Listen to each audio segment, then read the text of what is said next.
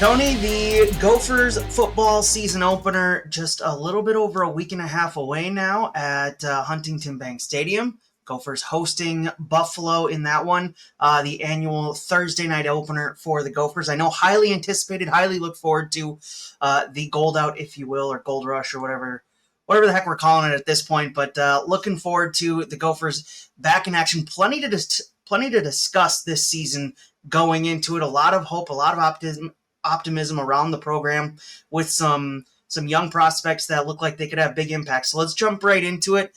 Let's start on the offensive side of the ball in our season preview of sorts for the Gophers. The quarterback position, the most important position on the field.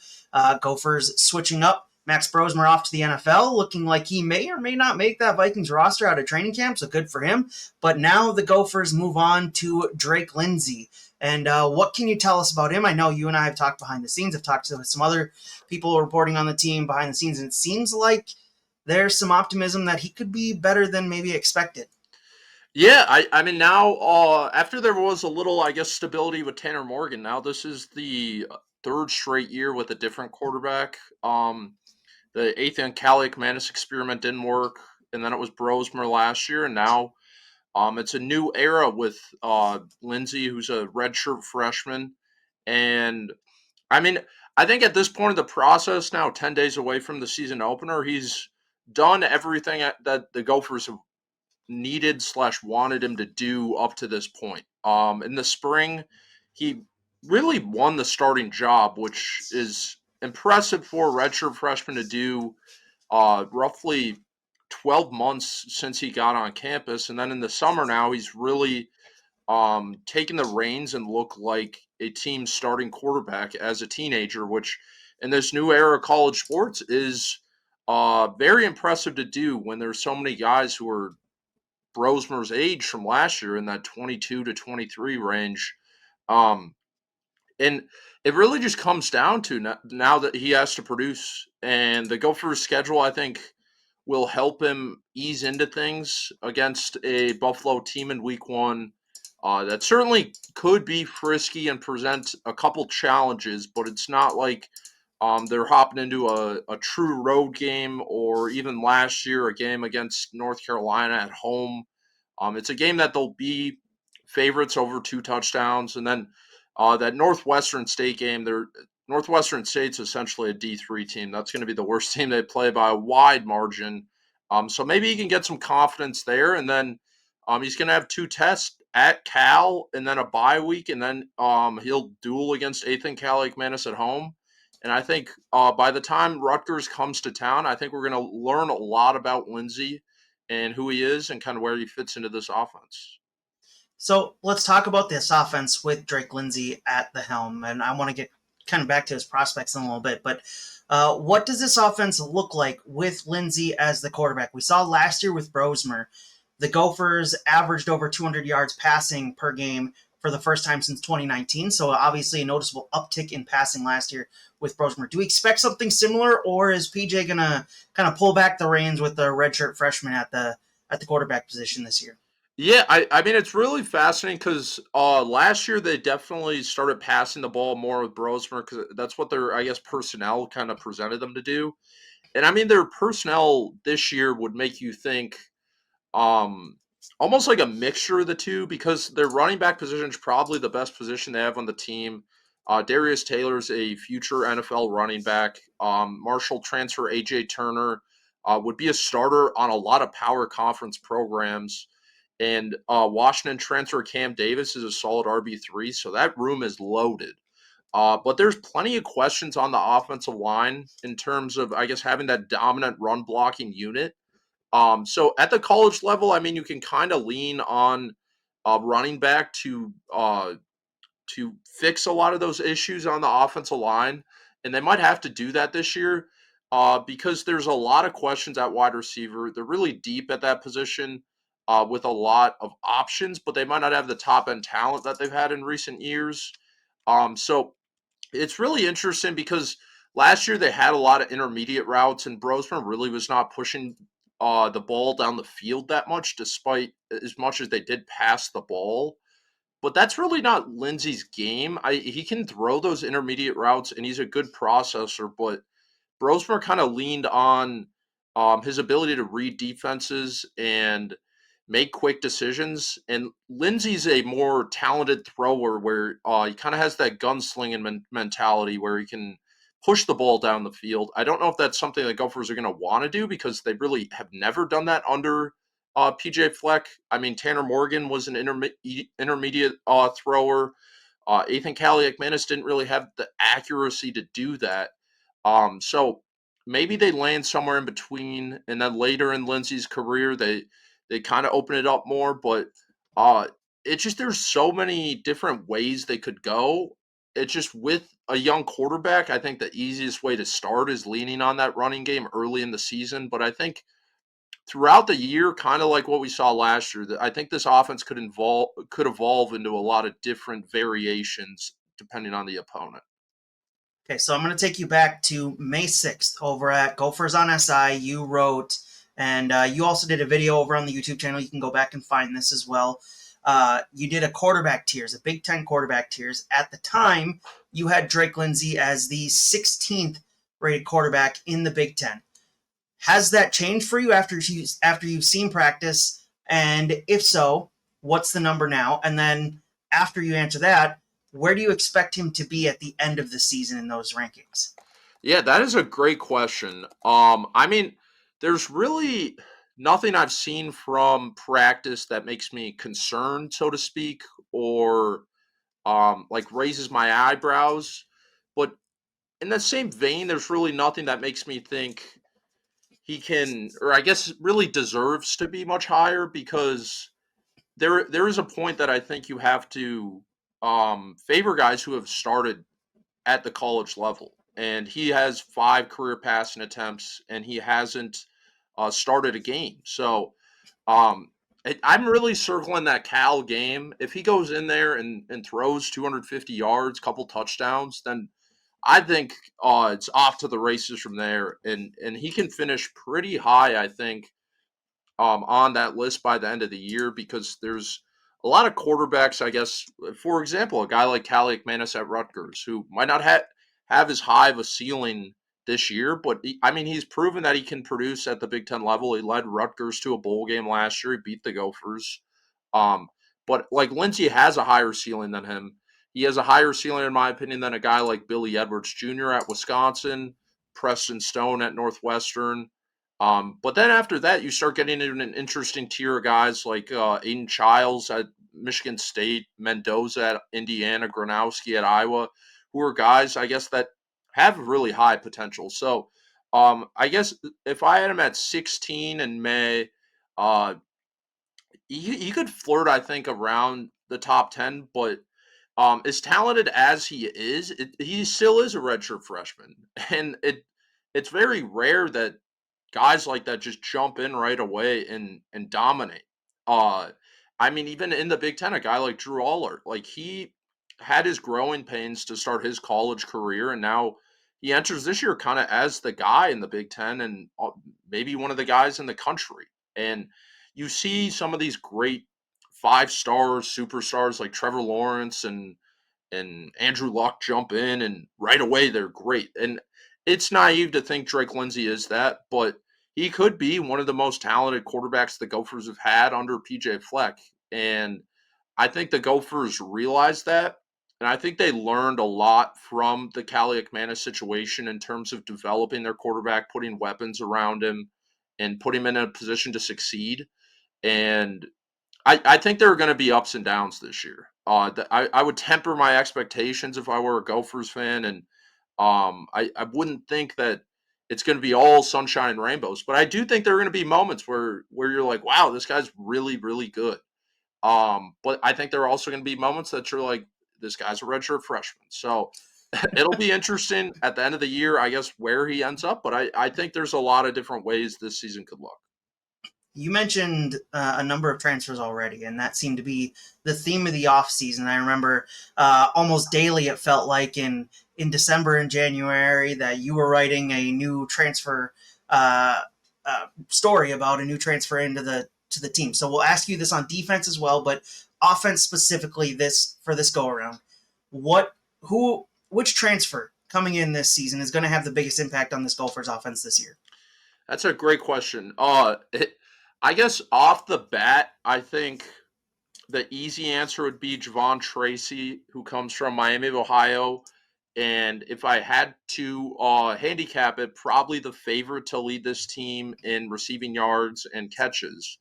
But the wide receiver room is wide open. And if I had to, I guess, make a better prediction, I think there's going to be like 4 or 5 different guys who lead this team in catches in like a given week. And I think it could look a lot different week to week. So um, I think honestly the more important positions would be the offensive line. UCF transfer Marcellus Marshall's locked into that right guard spot, and Kentucky's Dylan Ray is going to start at right tackle. And then at left tackle, Khalid Tafai, who transferred in from Washington, has had a really good camp, and he's competing against redshirt freshman Nathan Roy for that left tackle spot. And I think for this Gophers offense to really reach their full potential, they're going to need consistency from those 3 transfers on the offensive line. So it's not really a flashy answer that to, I guess, the average fan to say an offensive lineman, but I think those 3 realistically on their whole team might be the 3 most important transfers for them to reach their full potential this year.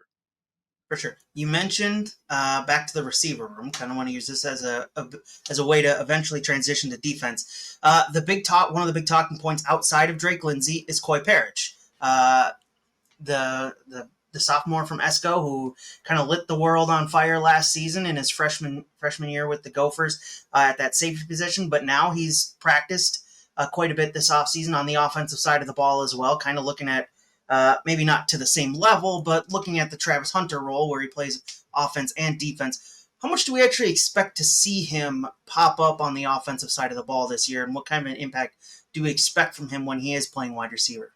Yeah, that's honestly the biggest question I still have going into the season in terms of a role and I guess offensive perspective because um it's hard to I guess gauge at camp how big of a role he has in practice that will dictate how much he plays in a game. But I guess based on what I saw, I would kind of expect it to maybe even just be a drive to drive basis where he kind of plays the whole offensive drive on offense. And then maybe he takes 1 or 2 drives off and then comes back a few drives later. And maybe like for the game, maybe it's like 2 or 3 drives. Because they keep saying it's not a gadget thing and that he's not going to come in just for a couple plays here and there. And I think that would kind of imply that it's not a gadget thing, but it also would help them not overload him with 50 snaps on both sides of the ball right away. And they can kind of ease into it that way while still giving him the opportunity to get into a little bit of rhythm. Because if you just throw a guy out there for 1 play here and 2 plays there, it's really hard to get a rhythm into the game no matter what position you're playing at. So if I had to guess, I think it's going to be like 2 to 3 drives week 1 against Buffalo. And then they're going to slowly, I guess, ease him into that. And that Northwestern State game, I think, it lands at a perfect time for the Gophers to, I guess, it's almost a glorified scrimmage in week 2. Yeah. And against a team that knows nothing about them. They don't know anything about Northwestern State. So I think we're going to learn a lot about that game because they can try a lot of these things to make sure what's working.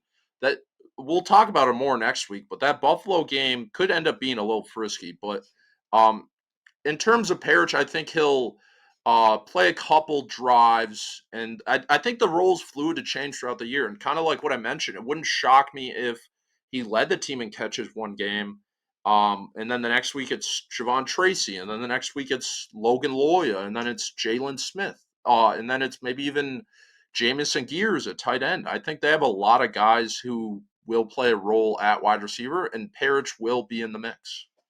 So let's focus on the defensive side of the ball now with Perich. And starting off with the secondary, which has undergone a lot of changes as well. Obviously, some graduations, some moving on to the NFL for some of these guys. And for a team that's quickly over the last couple of years, handful of years in the PJ Fleck era, become uh, uh, a good breeding ground for NFL secondary, which I don't think any of us expected out of the University of Minnesota, but that's what it's become. And we've seen that happen time after time with the Gophers. And that's led to a lot of changes this offseason for that secondary. What's the expectations? Who are going to be the standouts that will pop up from that group this year? Yeah, so I mean, at the safety position with Perich, it's the only position on their entire roster that didn't add a transfer or an incoming freshman, and that's because they have Koi Perich, who's one of the best players in the country, and then Kerry Brown, who's going to be a future NFL safety and one of the more underrated, I think, players in the Big Ten. He had a great redshirt freshman year last year, but it was just overshadowed by Perich. Everyone pointed towards Koi and said, "This guy's the future," which he is. But Kerry Brown is a future NFL player, and honestly, maybe like potential All Big Ten talent. And then even behind him, they have Aiden Gooseby, who'd start at a lot of FBS programs. So that, I guess, trio of safeties will help them be really flexible because at the cornerback position, they have a boatload of questions. Justin Wally and Ethan Robinson off to the NFL. And replacing him, they have Zaquan Bryan, who played a little bit last year at cornerback 3, and he should be their top corner this year. And I think he has the potential to fit into that role pretty seamlessly. But the Gophers are going to play a lot of teams that throw a lot of receivers at them, and they're going to need depth at that position. And then that's where you look to answer these questions they have and kind of still have going into week one with Iowa transfer John Nestor, NC Central's Jalen Bowden. And then you have Mike Gerald, who's a redshirt freshman. He'll factor in Naeem Parrish, a true freshman, and then Rylan Kelly, who's a redshirt sophomore. I think all, what is that, 6 guys? I think all 6 of those guys will see the field this year. And I think Nestor has the most experience, and he would be my best bet to get the second most snaps. But then I think that cornerback 3 spot is then wide open with Gerald, Parrish, and Bowden. So kind of like wide receiver, I think that's really fluid, and I think it could change a lot throughout the season, and something that could be a storyline to watch in these first couple games on the regular season schedule. Where do you sit on the Gophers' defensive line? Because I know doing some research, doing some reading, that's been the group with the biggest questions, maybe considered one of the weaker groups on this team. What's your opinion of what they have there? I know in your Gophers depth chart you did after after watching a couple of their fall practices, you said, and I quote, "If there's a position group that Minnesota cannot have an injury at all, it's the defensive line." So it seems like they're very thin there. What's your opinion on this offense or this defensive line? Yeah, I mean, the starters, they might have 4 guys who probably will end up playing in the NFL at some capacity, but behind that, there's plenty of questions. Anthony Smith has all Big Ten potential, and he's potential superstar. But he might have to fill a lot of these questions, which is a lot to, I guess, put on his shoulders. Um, and so he's a great starter at defensive end, and then on the interior you have Jalen Logan Redding and Devin Eastern, who are both very, very experienced. And then the other defensive end spot, though, you have Jackson Howard, former 4-star high school recruit out of Cooper and former number 1 player in Minnesota, transferred it from LSU. He has the talent to be kind of that second pass rusher. And I think he will. He just hasn't shown it yet. So there's still some questions there. And then after him, you have Lucas Finnessy, who's a veteran, gotten some work there. Illinois State transfer Stephen Curtis. So at the rush end position, they have a little more depth in the interior. But after Jalen Logan Redding and Devin Eastern, it's really just Stony Brook transfer Rushawn Lawrence at this point because they brought in Purdue transfer Mo Amanode, but he has not practiced once this summer. And it seems like his back injury is something that could last throughout the year. So there should be some concern there. And then Theo Randall is a guy they really liked, an underclassman, but he has been on a scooter with a boot on his ankle all summer as well. So then you start getting to Nate Becker, who's a former walk-on, and Riley Sunrum, who's a redshirt freshman, who's uh, I don't think he's played in a game. So if they have an injury to Lawrence, Logan Redding, or Devin Eastern, it could scream disaster in the interior there. And you do not want that in the Big Ten once you start getting late in the season, and these games start becoming just a battle in the trenches. So um, that's definitely a storyline to follow. Maybe they can get Omanode back by the end of the year and they fix that back issue that he's had, which would be big. It's hard to say that a position like the interior um, is is too, I guess, impactful in the in the big scheme of things. But if they get down to the bottom of the depth chart, it could get a little shaky. So we saw last year with this Gophers defense that they were top 10 in points allowed, or average points allowed, top 10 in average yards, passing yards allowed, and top 10 or number 12 in the nation in rushing yards allowed last season. Obviously, that was one of the better defenses we've seen from this team in the past handful of years. Corey Heatherman gone to Miami, defensive coordinator gone to Miami. Danny Collins taking over. What do we expect? Is obviously last year's top 10 rankings might not be there from the sounds of it. But what do we expect? What's going to be different under Danny Collins than what we saw last year with Corey Heatherman? Yeah, I mean, I from an optimistic view for this Gophers defense, they just have a bunch of playmakers. Obviously, Koi Perich, we've seen what he can do with the ball in his hands, and he'll make plays. He will get interceptions. He will force fumbles. Kerry Brown will also do the same, and then Anthony Smith, I think, could be arguably the Gophers' best pass rusher they've had under PJ Fleck, and if not the best since Boye Mafe or Carter Coughlin. So those three guys are going to make plays. And then you have some of these young guys like Jackson Howard, who was a former four-star recruit. You have true freshman Emmanuel Carmo, who went to the same high school just a few years later, four-star recruit who will play on this defense. And then the quarterback position, we mentioned how it's shaky, but they have a bunch of guys who could be really solid there. So, um, Danny Collins is a defensive coordinator who's going to move these guys around and play them in a bunch of different positions and kind of move them around like chess pieces. And he's going to run a lot of different formations and play towards his strengths in terms of personnel. So I think it could look really different from week to week throughout the year. But I think we're going to see some big plays where um, they get some turnovers and they take over a game for, I guess, lack of a better term. But I think we could also see some moments where they let up pretty big plays, mostly because of the questions at corner there. And Koi Perich is a guy who likes to go for that big play. So um, maybe he tries and plays a little more conservative, but that'll be an interesting thing to watch. Um, I think it's going to be a little boom or bust. That there could be times where they just look absolutely dominant, but I think kind of like what I mentioned with the offense and Drake Lindsey, I think there are going to be growing pains because there are just a bunch of questions in the grand scheme of things. So it'll be interesting. Before I ask you for your season total or win total prediction, and we'll get to that in a little bit, I do want to ask you before I forget, defensive transfer standout for you. Who is it? Yeah, that's another good question. I would go with John Nestor. I like what I've seen from him in camp. Transfer from Iowa, played about 100 snaps last year in Iowa City. Maybe he gives the Gophers, little secrets in the room of the Hawkeyes, and maybe that helps them in that rivalry game.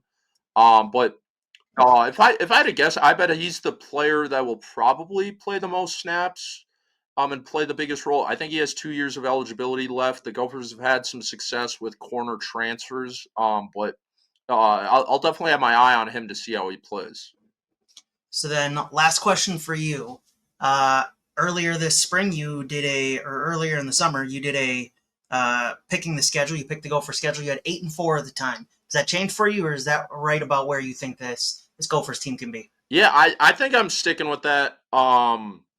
My opinions, I guess, game to game might change, but they just have a bunch of coin flip games in terms of, so they're starting out with Buffalo at home. They're going to be almost 3 touchdown favorites in that game, and then we mentioned Northwestern State, so they're heavily favored to go 2-0. But that Cal game, first test on the road for Drake Lindsey, and then that Rutgers game screams a trap game before a road trip to Ohio State, and then they have Purdue at home. So if right away 5-1 is possible, but then you're just kind of assuming that Cal and Rutgers games are wins. But everyone's going to look to the Ohio State, Oregon, and Iowa games on the road. Those are going to be the 3 games that they're probably underdogs in. And you could make a real case that they're going to be favored in every other game. But the last 5 years with PJ Fleck, we've noticed that they're going to lose a game that no one sees coming. And I think that might be against Michigan State or Rutgers, or even Cal, or Nebraska is going to be a tough game. So I think 8-4 is my prediction. I'd be hard to see much less than 7-5, and I think 9-3 is totally realistic.